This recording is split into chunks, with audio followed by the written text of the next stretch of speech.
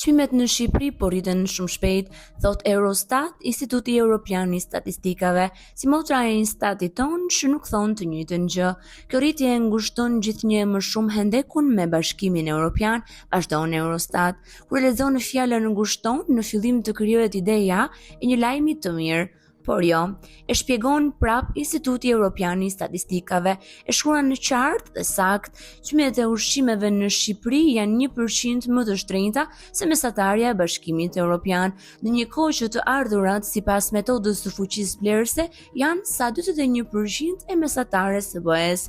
Që të mos hymë në kurthin e shifrave, kjo do të thotë që edhe pse kemi paga ku e ku më të ulta se europianët, ne I blejmë ushqimet me çmime më të shtrenjta se ata.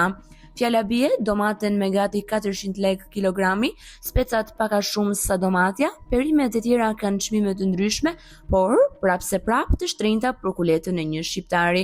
Ama nëse duam të blejmë ndonjë frut, s'na hyn më në punë as kuleta, janë shtrenjtuar të gjitha, por kurorën e mbretëreshës e mban ende kumbulla jeshile, as më shumë e as më pak, ajo shitet 2400 lekë kilogrami ose në zhargonin e përditshëm 24.000 lekë, duke ja kaluar dhe gramit të floririt. Megjithatë nuk u shmangemi dot shifrave nëse duam të kuptojmë si arritëm deri këtu.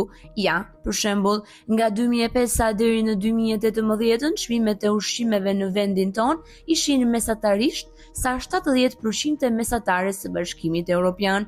Nga 2018 e në vazhdim pati një rritje të shpejtë, edhe në vitin 2024 çmimet u barazuan çfitore. Vërtet nuk jemi ende pjesë e Bashkimit Evropian, por ama me çmimet I barazuam, tashmë po ua kalojmë.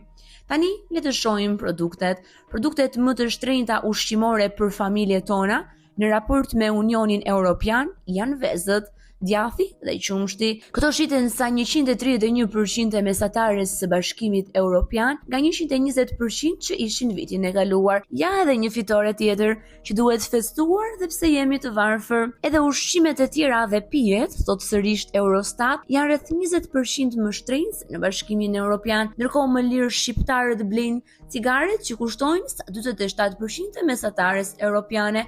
Nuk e dim, a quhet fitore kjo? Nejse, për të vazhduar lojën le të hymë në fushën e krahasimit. Këtu po, kemi një fitore të madhe, sepse në krahasim me vendet e tjera të Europës, çmimet e ushqimeve që ne blejmë janë pothuajse të njëjta sa në Gjermani, Portugali e Itali. Për pak mund të barazojmë Spanjën, Çekinë, Poloninë dhe Bullgarinë. Për fat, janë dhe disa vende të tjera që na e kalojnë. Fjala bie në Europë, çmimet më të shtrenjta të ushqimeve janë në Zvicër, Island dhe në Norvegji. Më lirë janë në Turqi, Rumani dhe në Maqedoninë e Veriut. Tani mund të japim përgjigje pyetjes pse në fundjavë shumë shqiptar I gjenë për disa orë sa në dibër të madhe, sa në struk e sa në ohër, sepse ushqimet atje, sidomos ato që quhen të shportës jetike, janë më lirë se tek ne. Dikush mund të thotë se janë edhe më cilësore.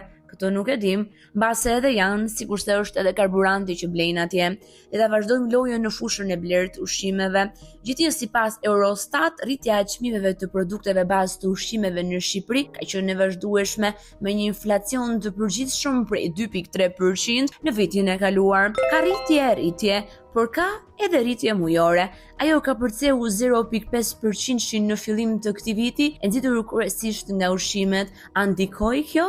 Pa dyshim që po, shpërta bazë u bë më e shtrenjtë se mesatarja e Bashkimit Evropian, pa pyetur fare nëse ul apo jo kostoja e importeve. Analiza e Eurostat tregon se kjo rritje nuk reflekton vetëm faktor global, por probleme strukturore vendore. Këtu le të qëndrojmë pak më shumë. Në fund të fundit, disa gjëra nuk ka pse të na I thotë Eurostat, mund të na I tregonte Instati ynë, por nuk do, ose nuk e lejojnë, ama krizën më mirë e tregon kuleta e gjithë secilit prej nesh.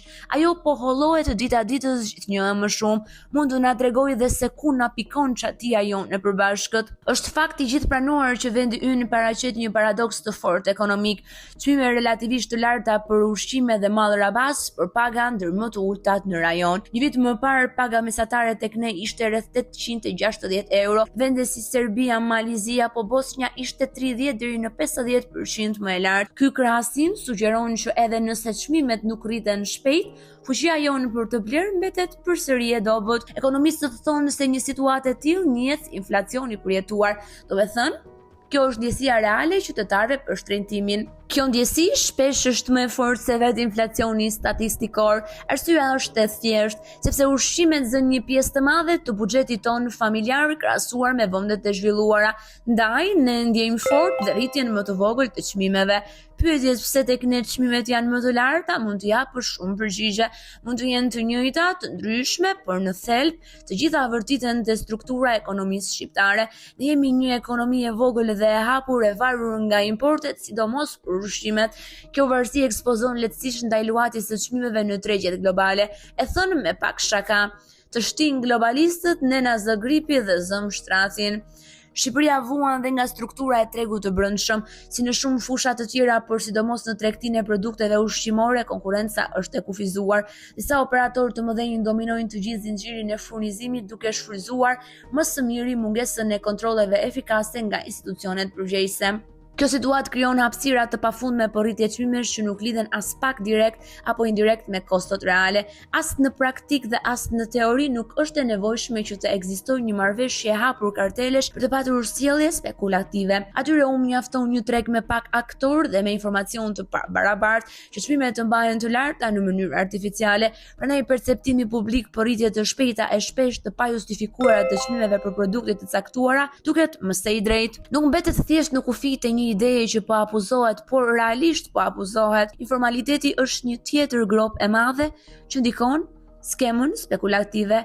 Ekonomia informale rrit kostot e fshehta dhe deformon konkurrencën. Kështu, bizneset qoftë edhe ato formale e transferojnë varën te konsumatori si pjesë fundore që ndjen më shumë peshën e rëndë të çmimeve të kripura.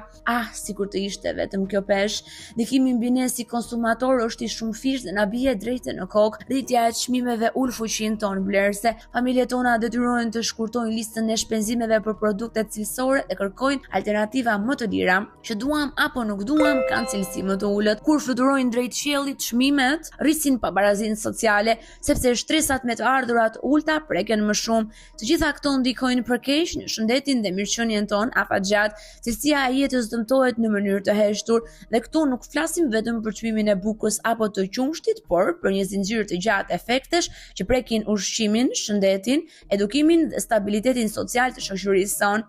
A ka zgjidhje? Patjetër që po. Mjafton që si fillim shteti të bëjë detyrën që i takon, përmes mekanizmave të tij të krijojë kushtet për të forcuar konkurrencën në treg.